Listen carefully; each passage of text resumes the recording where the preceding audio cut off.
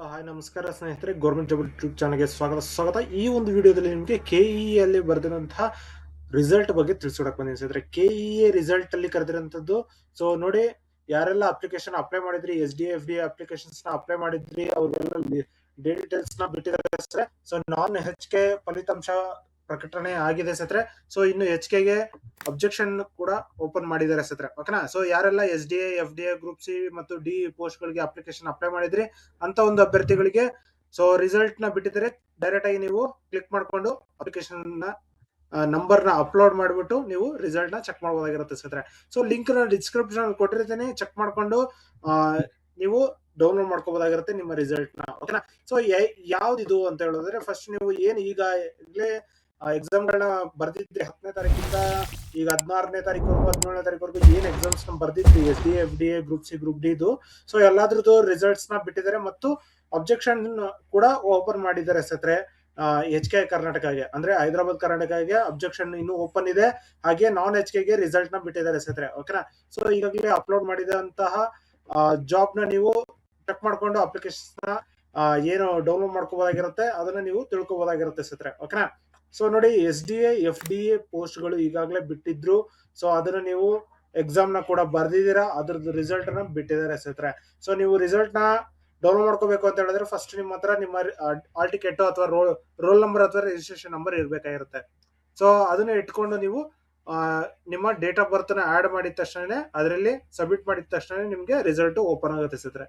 ಓಕೆನಾ. ಸೊ ನಿಮ್ಮ ಒಂದು ರಿಸಲ್ಟ್ ಯಾವ ಸಬ್ಜೆಕ್ಟ್ ಗೆ ಎಷ್ಟೆಷ್ಟು ಮಾರ್ಕ್ಸ್ ಬಂದಿದೆ ಮತ್ತೆ ಯಾವ ರೀತಿ ಇದೆ ಎಲ್ಲದೂ ಕೂಡ ಇಲ್ಲಿ ನೋಡಬಹುದಾಗಿರುತ್ತೆ ಸ್ನೇಹಿತರೆ. ಸೊ ಇದ್ರದ್ದು ಕಟ್ ಆಫ್ ಬಂದು ನಿಮಗೆ ನೋಡಿ, 2026ಕ್ಕೆ cut off expected cut off ಬಂದು ಜನರಲ್ ಕ್ಯಾಟಗರಿಗೆ SDA ಬಂದು 60ರಿಂದ 70% ಇದೆ ಸ್ನೇಹಿತರೆ.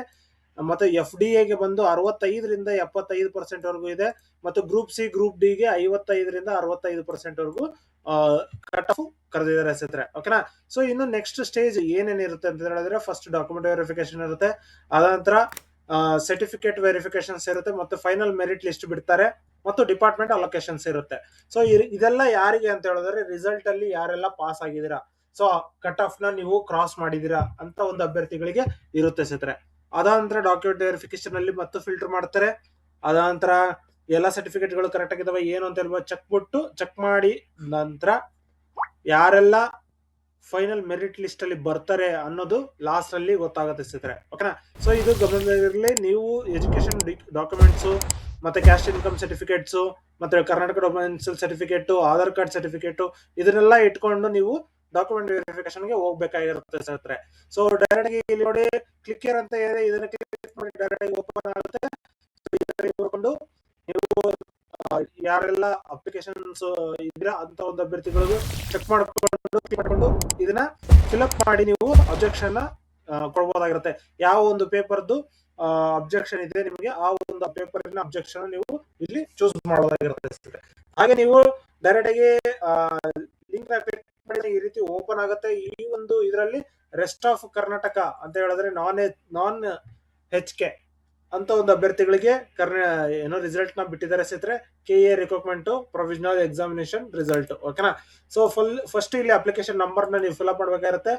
ಸೊ ಫಿಲ್ಅಪ್ ಮಾಡಿದ ನಂತರ ನಿಮ್ಮ ಡೇಟ್ ಆಫ್ ಬರ್ತ್ ಸಬ್ಮಿಟ್ ಮಾಡಿದ ತಕ್ಷಣ ಇದು ಲಿಸ್ಟ್ ನಿಮ್ಗೆ ಬರುತ್ತೆ ಸ್ನೇಹಿತರೆ. ಯಾವ ಮಾರ್ಕ್ಸ್ ಗಳು ಎಷ್ಟೆಷ್ಟಿದಾವೆ ಮತ್ತು ಯಾವ ಒಂದು ಸಬ್ಜೆಕ್ಟ್ ಗೆ ಇದೆ ಅಂತ ಹೇಳ್ಬಿಟ್ಟು ಬರುತ್ತೆ ಸ್ನೇಹಿತರೆ. ಓಕೆನಾ. ಸೊ ಈ ರೀತಿ ಇದೆ. ಮತ್ತೆ ನೀವು ಆನ್ಸರ್ ಕೀ ಮತ್ತೆ ಇದನ್ನ ನೀವು ಚೆಕ್ ಮಾಡ್ಬೇಕು ಅಂತ ಹೇಳಿದ್ರೆ ಎರಡು ಕೂಡ ಮತ್ತೆ HK ಎರಡು ಕೂಡ.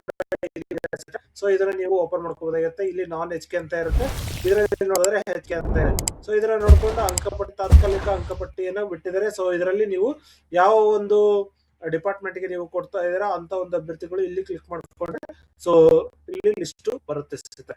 ಸೊ ಈ ಲಿಸ್ಟ್ ಪ್ರಕಾರ ನೀವು ಚೆಕ್ ಮಾಡ್ಕೊಂಡು ನೋಡ್ಕೊಂತ ಹೋಗ್ಬೋದಾಗಿರುತ್ತೆ.